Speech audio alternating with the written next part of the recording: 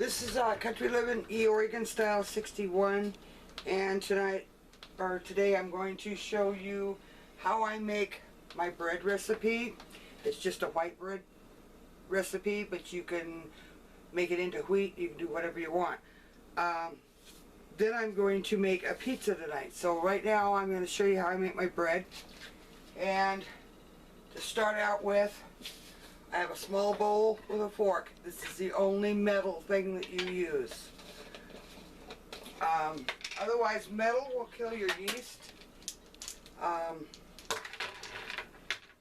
Or it supposedly kills your yeast, so I use plastic or glass type stuff.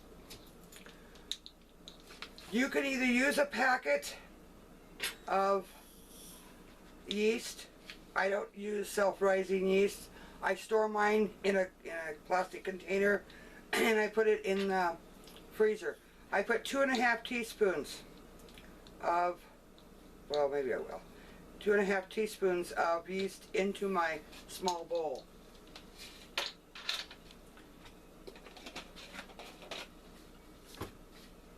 I'm going to run some water here. You're not going to be able to hear me, probably. I also put a tablespoon of sugar in.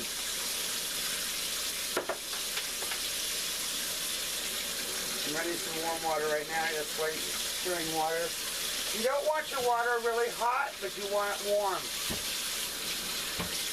If you get it too hot, it'll kill your yeast. And in that you put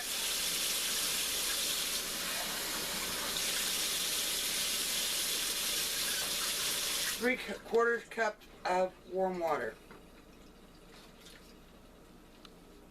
Now there's a lot of bread recipes out there on the internet. If you don't like mine, use your own. If you got a favorite recipe, use it. I mean, I'm just showing how I do it, the kind that we like.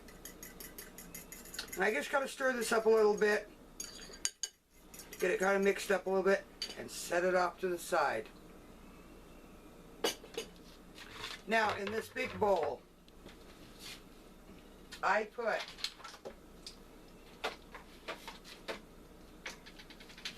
three tablespoons of vegetable oil.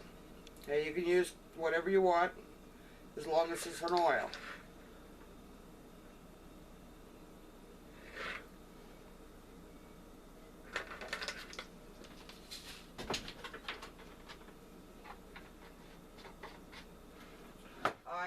In that, I put a teaspoon, if this doesn't drip all over, a teaspoon of salt. There again, if you don't want the salt in it, leave it out if you can't have salt.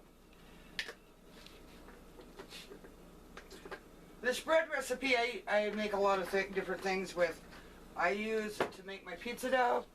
I make it to use for my my dinner rolls. And that's a little bit different quirk to it that I do on that, but you can use plain as a dinner roll. You can make cinnamon rolls. You can make your regular bread. You know, and you can even make, if you wanted to, you can make your little garlic sticks out of it. You can make a lot of different things. And that's going to be a series. I'm starting tonight, and it'll take me several days to get it done, but to show you the different things you can make out of this bread recipe. I use 2/3 cup of sugar. This is while our yeast is bubbling up, getting foamy. Now this doesn't matter. You can put really hot water in it if you want to. Don't use boiling, but 2 2/3 cups of water. Don't use cold or it'll never work. Then I use a wooden spoon and I kind of give that all a stir. Kind of mix that salt and the sugar in with the water and the oil and all that.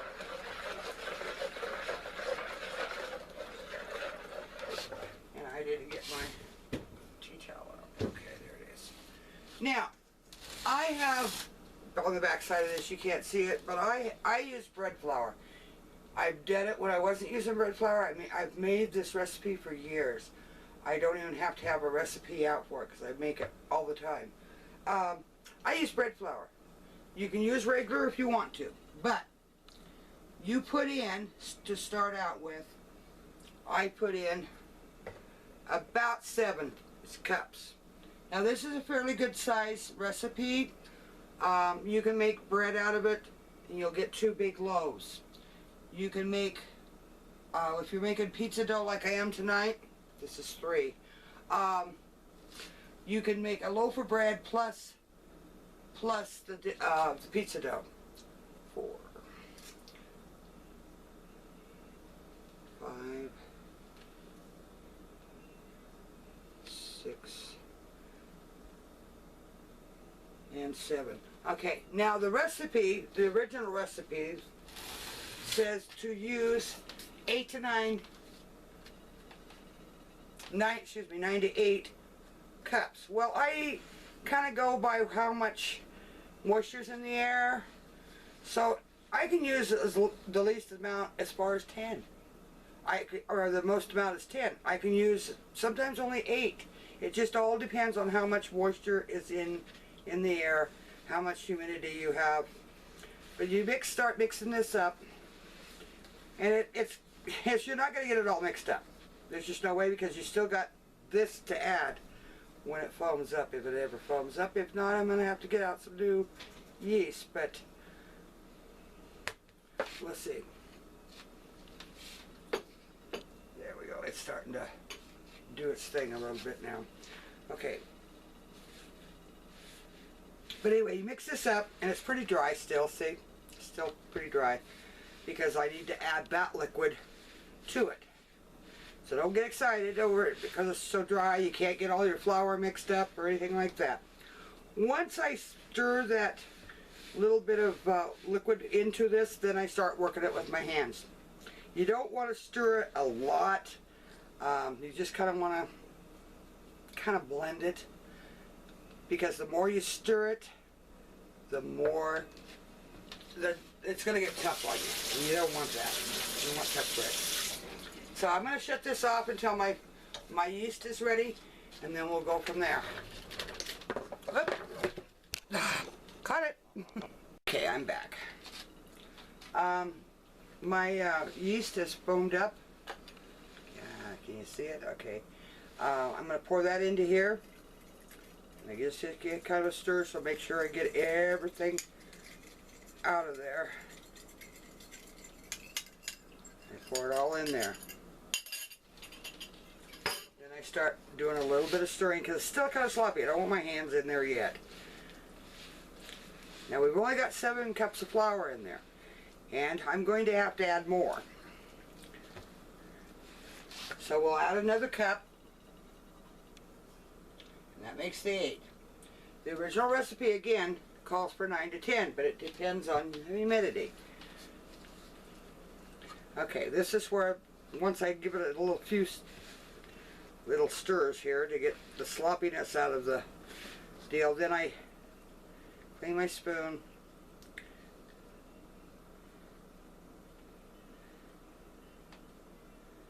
If I can get it cleaned off, there we go.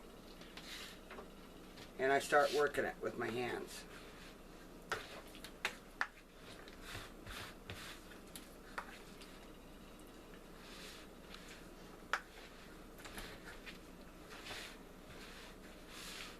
You want it all worked in, as much as you can get it worked into it.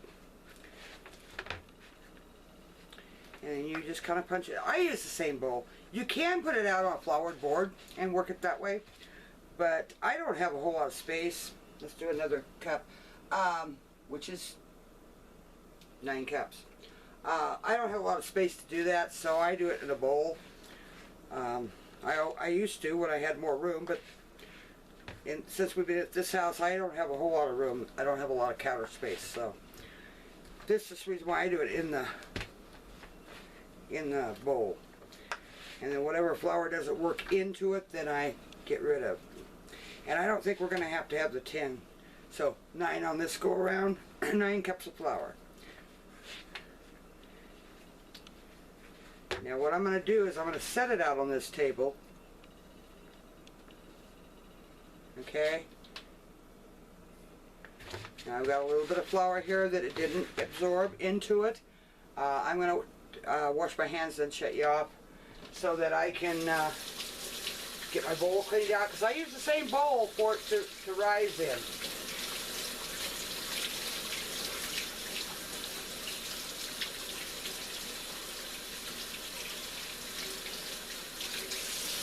And I'll shut you off here in a minute, and I'll clean out my bowl.